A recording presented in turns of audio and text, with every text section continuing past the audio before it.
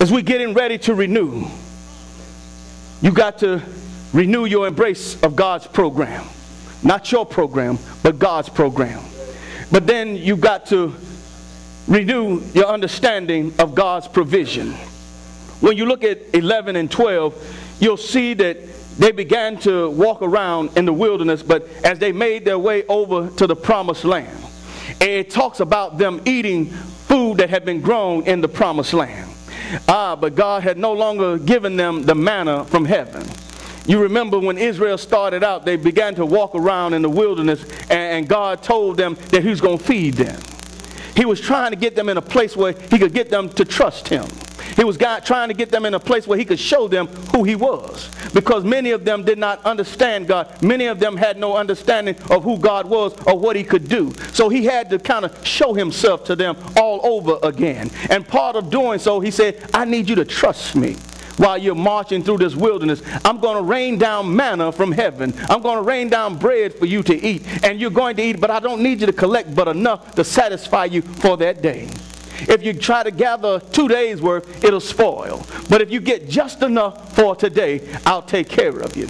And God was trying to show them then that I can be a God of provision. I can be a God that provides for your each and your every need. He was trying to show them that he can provide for whatever need that they had. And God was trying to show them, if you trust in me, I can show you things you've never seen before. If you trust in me, I can meet your needs like they've never been met before. The problem is, too many times, we don't like to trust God. When we have a need, the first thing we do is start calling Peter and Paul. Or we start robbing Peter and Paul so that we can get our needs met. But God said, if you trust me, if you can just trust me, I can show you how to get your needs met.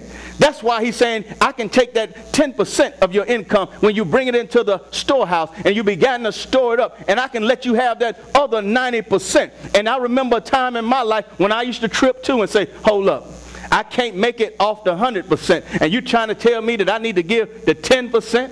And that's what's going to happen to my finances. What's going to happen to my bills when I began to start giving that 10%. But I'm so glad I had a pastor that said, you need to trust God. You need to try God. And one day I began to do just that. Now, I was still a little skeptical because I'm thinking in my mind, if I'm giving over this 10%, that's going to make me short on my bills. But I began to watch God take 90% and do what I couldn't do 100% with. I began to watch God take that 90% and work things out and began to utilize it in such a way that bills were getting paid. I can't explain it, and I still can't explain it, but I began to watch God do what only he could do. He was the one who was providing me with the resources. He was the one who was providing me with what I needed, and all I had to do was sit back and trust him. Now, that's an easy thing to do. Just sit back and trust God. But too many times we try to put our hands in it. We try to put our hands on it. We try to call the bank and ask for an extension on a loan. You start calling the payday company and asking them for a loan. You start calling auntie and uncle, asking them if they can borrow some money from them, but you still hadn't paid them back from the last time you borrowed money from them, so they tell you no. And there's a time when God will show up and he'll close off every door that there is. He'll close off every opportunity that you think there is out there for you to get what you need. Oh, sometimes you be banking on that thing, don't you? Yeah, you show up at the bank confident, no, you're going to get that money, and find out when you get there, you can't get it. Then what? Then God says, now trust me. Let me show you. Let me show you how you could have done it long ago. And that's another thing that I found out. If I would have started trusting God long ago, I would have been in a better place. But because I started trusting him, it gave me an understanding that God was providing for me. And guess what? God will provide even in the face of the unknown and even in the face of obstacles. There's some things right now that you don't understand. There's some things right now that you don't know. But let me tell you this. God has already gone before you and placed what you need right there. Oh, good God Almighty. Help me, Lord. There are times in your life, and many of you have already experienced, you've gotten somewhere, and what you needed was right there. They still don't get it, Lord.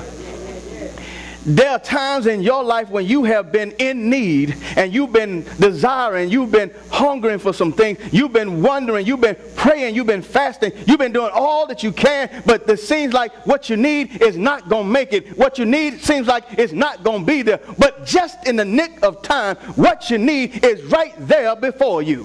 Why? Because God has already gone ahead of you. Why? Because he's a God of provision. That's why Jacob began to call him Jehovah Jireh, because he said, you will provide. And Abraham found out that same thing one day when he found himself up on the mountaintop ready to sacrifice his son Isaac. And he said, I don't know, God, what you're going to do, but I know you're going to have to do something. And as he raised the knife, God said, hold your hand, Abraham. Hold your hand and do the child no harm. Go look over in the thicket and you'll find a ram stuck over there. And he said, God will provide. He found out that day that God was a provider. And I'm here to help you find out today that God will have your provision when you need it. It may not come, as they say, when you want it, but it'll always be on time. And yes, you may say, well, that time was a little bit too late. That was your timing and not God's timing. God is a God of provision. He'll provide whatever you need, and not only that, he'll provide some of your desires, because your desires will begin to line up with his desires. And when your desires line up with his desires, he'll give you the desires of your heart.